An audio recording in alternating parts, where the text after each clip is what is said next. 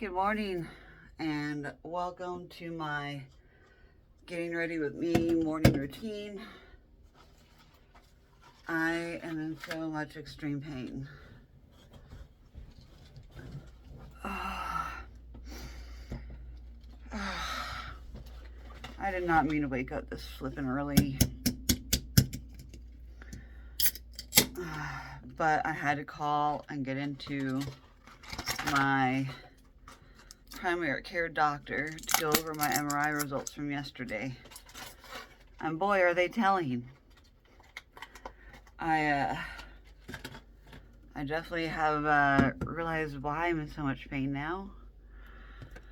On multiple levels in my thoracic and in my lumbar spine. And I have some bulging discs, which I have some bulging discs in my neck. And I've had bulging discs in my neck for like a very, very, very long time. My neck has honestly not given me any problems, even when it's gone out. Like, it hasn't really been a problem with pain, making it so my head doesn't turn. It's everything below my neck that has been so painful, especially since my fall last month. That fall did a number on me. I may not have broken anything, but the soft tissue damage, unreal. 1 year ago, in January, I got a lumbar MRI. Perfectly fine. Nothing wrong with it. Everything looked great. Because I periodically get paranoid about my health and why my pain patterns change. I'm taking all my freaking vitamins right now and supplements. Well, the first thing was my steroid. These are all sublingual vitamins because I don't absorb things very well in my stomach with my gastroparesis. I'm not trying to have brands on my freaking thing. Sorry. I'm not a representative of the company or anything.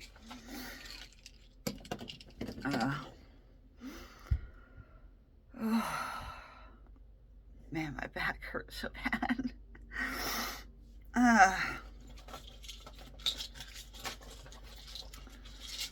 Trying my best not to think about that right now. And I'm trying to get my medication routine done this morning. One of my compounded meds.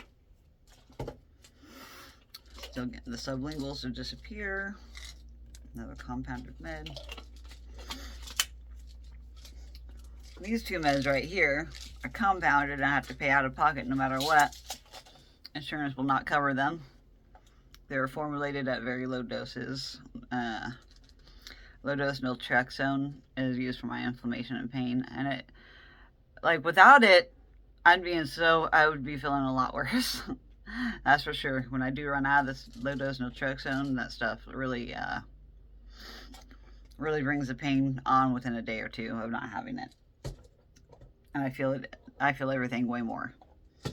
So I'm very thankful for that medication. At regular dosage, naltrexone is used for drug and alcohol abuse. It like blocks the receptors from those things working or whatever. But I'm taking opioids anyway because of my pain, and it is, it's such a low dose that it doesn't really interfere with that. Not that I really get high off my meds, because I don't. My body's tolerant on the pain meds, and it becomes tolerant really fast. They still help me. Don't get me wrong, they help. But they're just not as helpful as they are in the beginning when I first take them. After taking, I was on them for 10 plus years. I got off of them for 3 to 5 years.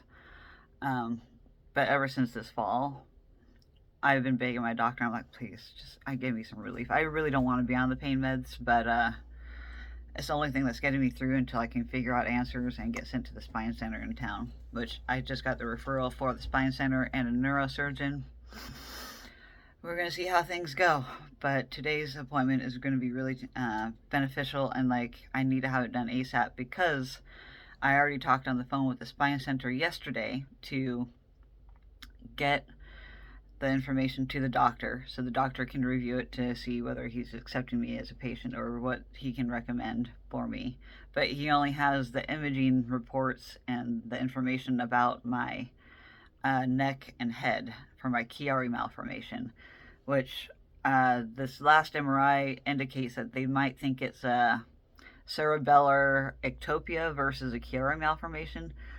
It doesn't matter the diagnosis. I honestly don't care about verbiage.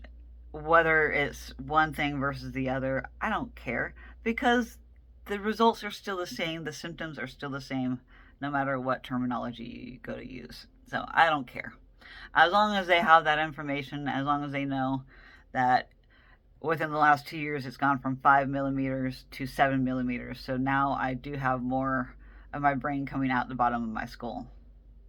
That's basically what they're talking about. The cerebellar tonsils are at the very bottom of the brain, and mine are coming through the hole that goes through the hole where my spinal cord goes through. So not only is my spinal cord being compressed by my brain, and there's not as much fluid flow that can get through depending on what position my head is in. And that's why it's very dangerous for me to have any kind of manipulation or anything to my neck, because it can cause those tonsils to continue to fall and come out my brain. My brain is just too big for my skull. Basically, that's what it is. I have too big of a brain. I'm super smart. I know size has nothing to do with it, but just saying, my malformed head does not help with my brain.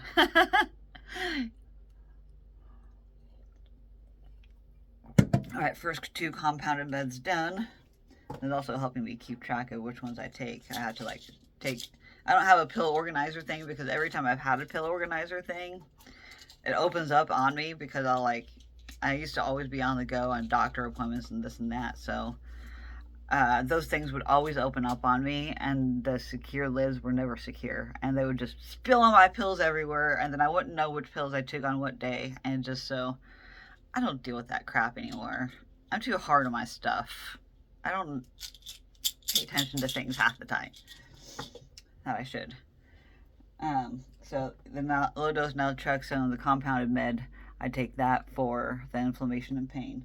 The other compounded med I take is ketotifen, which is for my mast cell activation syndrome. I take the max dose. It's supposed to be a mast cell antagonist, so it stops the mast cells from releasing histamine as much as possible. So I take that for that. Then this pill right here, fludrocortisone, I take it for my POTS, my postural orthostatic tachycardia syndrome. If I drink. And it's a type of corticosteroid at a very, very low dose. It's like 0.1 milligram or milliliter. Milligram, yeah, milligram. It's so low dose, 0.1. But it has helped me not have so many, depending on what position, if I'm laying, sitting, standing, my blood pressure will drop and make me want to pass out when I go from sitting to standing, or laying from sitting. My blood pressure and heart just have to work harder to try and get things going, because it's like, what are you doing? You're changing position? You're not allowed to do that. So this pill helps with that. And then I take